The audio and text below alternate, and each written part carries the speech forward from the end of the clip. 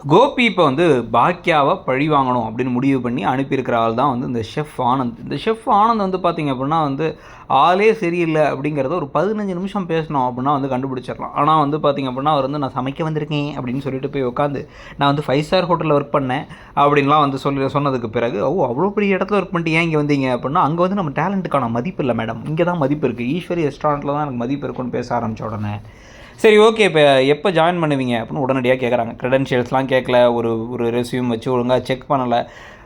Chef மாதிரி விஷயங்கள் சமைக்க தெரியுமா இல்லையா அப்படிங்கிறதுக்கு அட்லீஸ்ட் சமைக்க வைக்கிறதுக்கு ஒரு டெஸ்ட்டாச்சு வைக்கணும்ல. நீங்கள் சமைக்க வந்திருக்காரு அப்படின்னா உங்களுக்கு அவருடைய டேஸ்ட் பிடிச்சிருக்கா, அவருடைய ஸ்பீட் என்னங்கிறத பார்க்கணும், இதெல்லாம் பார்க்கணும்ல.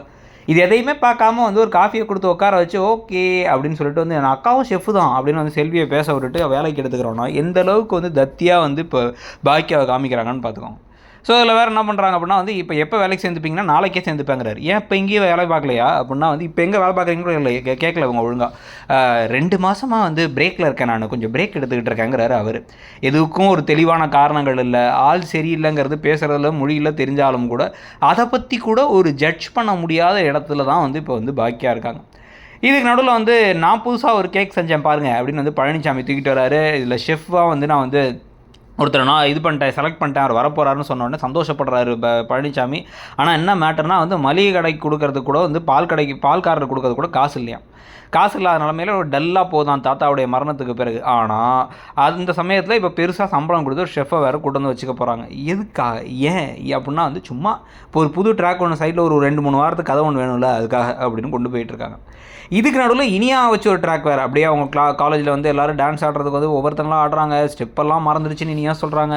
ஒவ்வொருத்தங்களாம் ஆடி முடித்ததுக்கு பிறகு கடைசியாக போயிட்டு வந்து நன்னாரேன்னு சொல்லிட்டு வந்து இவங்களுடைய ஆட்டத்தை பார்த்து அனைவரும் அப்படியே அசந்து போயிடுறாங்க. வாவ், இனியாக்குள்ளே இப்படி ஒரு டேலண்டா அப்படின்ட்டு. அதனால் வெளில வந்ததுக்கப்புறமா வந்து இன்னொரு காலேஜ்லேயும் வந்து ஆடிஷன்ஸ் முடிச்சப்பறம் தான் சொல்லுவாங்களாம் நம்ம செலக்ட் ஆகுமா இல்லையானே தெரில, நல்ல பேர் வாங்கணும் நம்ம அப்படின்னு வந்து பேசிக்கிட்டு இருக்கும் பொழுது மற்றவங்கெல்லாம் பக்கத்து டிபார்ட்மெண்ட்டில் தான் வந்து கையை கொடுக்குறாங்க. நீ சூப்பராக பண்ணீங்க, சூப்பராக ஆடினீங்கன்ட்டு ஒரே சந்தோஷமாயிட்டாங்க இனியா. இதுக்கு நடுவில் கோபி என்ன பண்ணுறாரு அப்படின்னா வந்து ராதிகா கூட ரொமான்ஸ்லாம் பண்ணிருக்காரு. மயு பாப்பா கூட சேர்ந்து செஸ் விளையாடி அவங்கள வந்து ராதிகாவை தோக்கடிச்சிட்டாங்க இவங்க 2 பேரும் சேர்ந்து. அதுக்கப்புறம் அவங்களோட கை விரலை பிடிச்சி நீ தான் என் உலகம், நீ இப்போ தான் எனக்கு வீட்டுக்கு வரவே சந்தோஷமாக இருக்குது அப்படிங்க.